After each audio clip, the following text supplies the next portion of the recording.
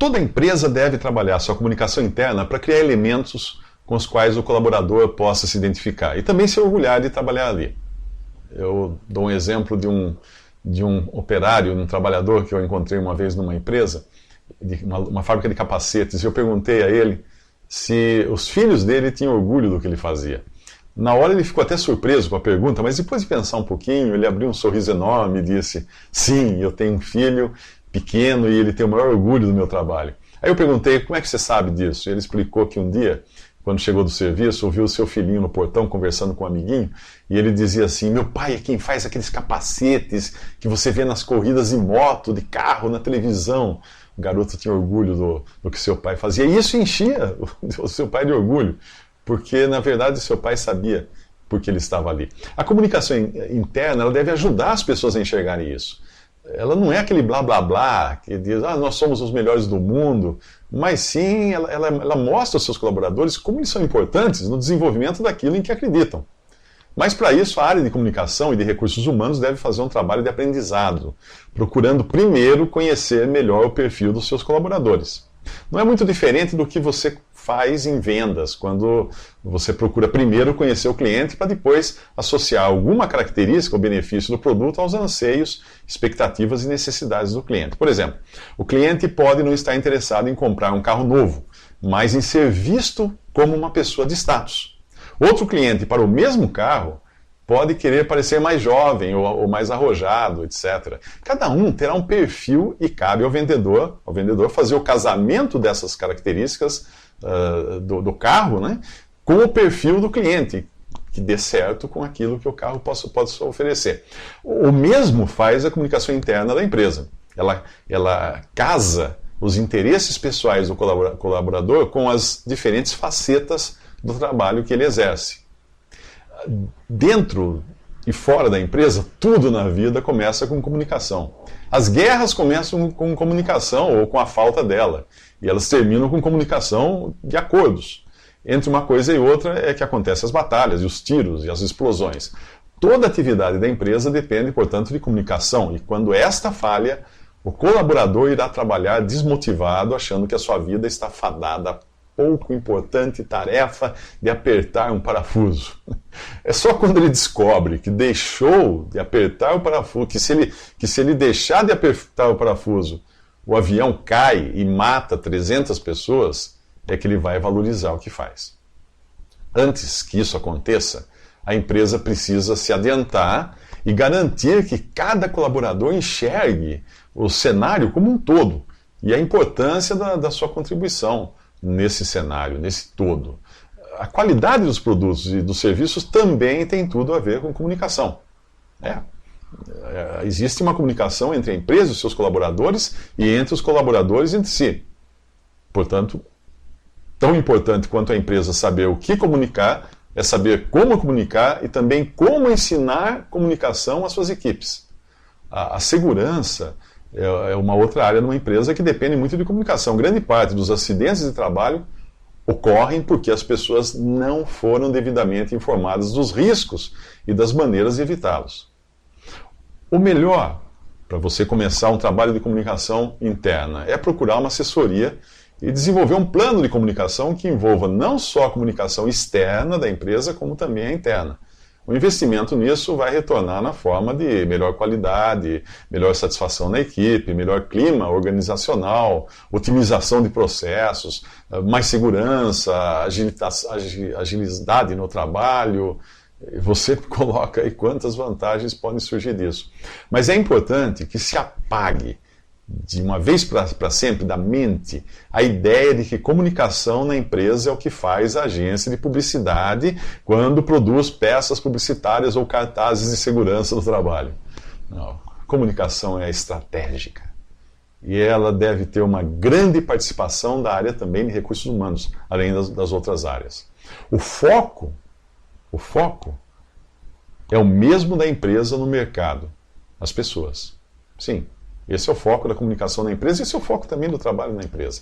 A empresa interage com seus clientes externos para desenvolver produtos e traduzir os benefícios desses produtos em um atendimento às necessidades e expectativas do seu mercado.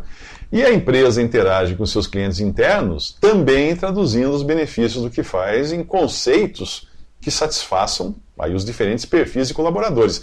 É importante que as mesmas coisas que os clientes externos procuram, ou seja, dinheiro, prazer, prestígio, sejam também as que os clientes internos procuram e sejam então atendidas pela comunicação da empresa.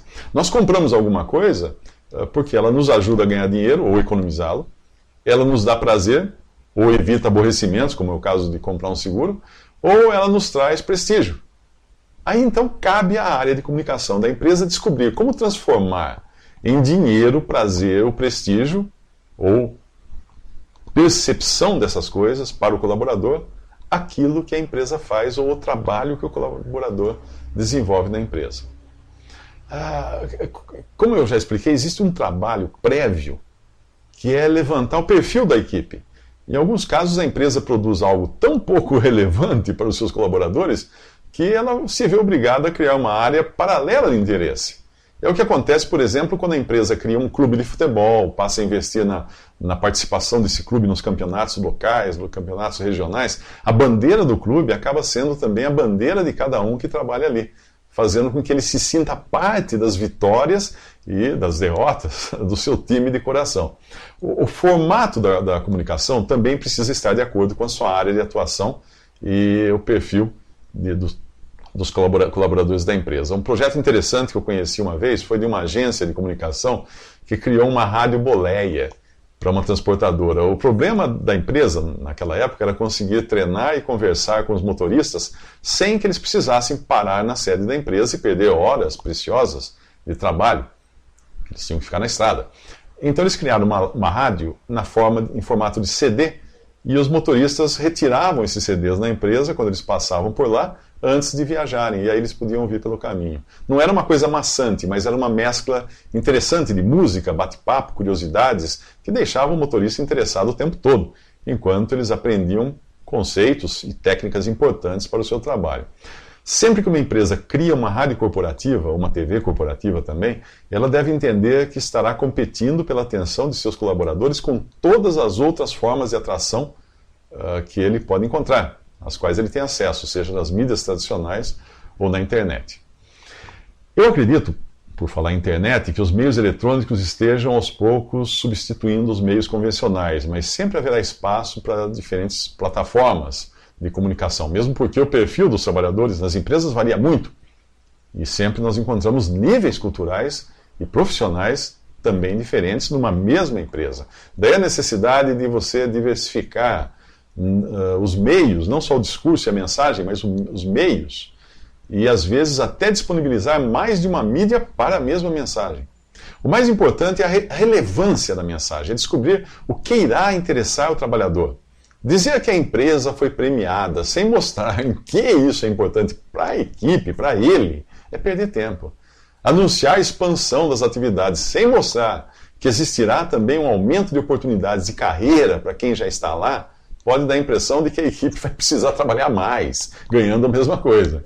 Enfim, para cada ação ou mensagem, a área de comunicação deve sentar na cadeira do profissional, do colaborador, e tentar sentir-se como ele se sentirá quando escutar aquela notícia, aquela informação. Portanto, deve existir em toda a mensagem um benefício implícito para o colaborador, ou ele não vai se interessar por isso. Eu dou um exemplo de relevância. Eu já vi muitos blogs de dentistas, e eu sempre achei a coisa mais chata e desagradável, porque a maioria dos dentistas criam blogs para falarem de si, do seu trabalho, ou para mostrar aquelas fotos horripilantes de bocas escancaradas e dentes detonados. Isso pode ser até interessante para outros dentistas, mas não para o público em geral. Outro dia eu conheci um blog de um dentista que é completamente diferente, porque ele publica ali curiosidades e principalmente suas percepções sobre dentes famosos. Qualquer blog de celebridade atrai o público, e um blog que fale dos dentes das celebridades vai atrair também a atenção. Passear por aquele blog proporciona uma experiência agradável, porque ele consegue fazer um casamento entre a curiosidade do leitor e os fatos ligados à sua profissão. Assim deve ser também uma boa comunicação na empresa. Ela sempre deve procurar descobrir o que os seus colaboradores buscam e então tentar fazer um paralelo entre o trabalho e esse interesse dos seus colaboradores. A rádio peão em toda a empresa ainda é a comunicação mais eficaz. Portanto, qualquer notícia que seja relevante e afete diretamente os colaboradores, ela deve ser formatada e comunicada. E isso porque, se a empresa não comunicar, a rádio peão comunicará. E aí quem conta um conto aumenta um ponto. E é claro que existem informações que são sigilosas e a empresa não vai, então, comunicar isso ou compartilhar isso com toda a equipe, né? Porque nem todos sabem manejar corretamente as informações que recebem. Mas é importante que todos estejam bem informados para evitar especulações.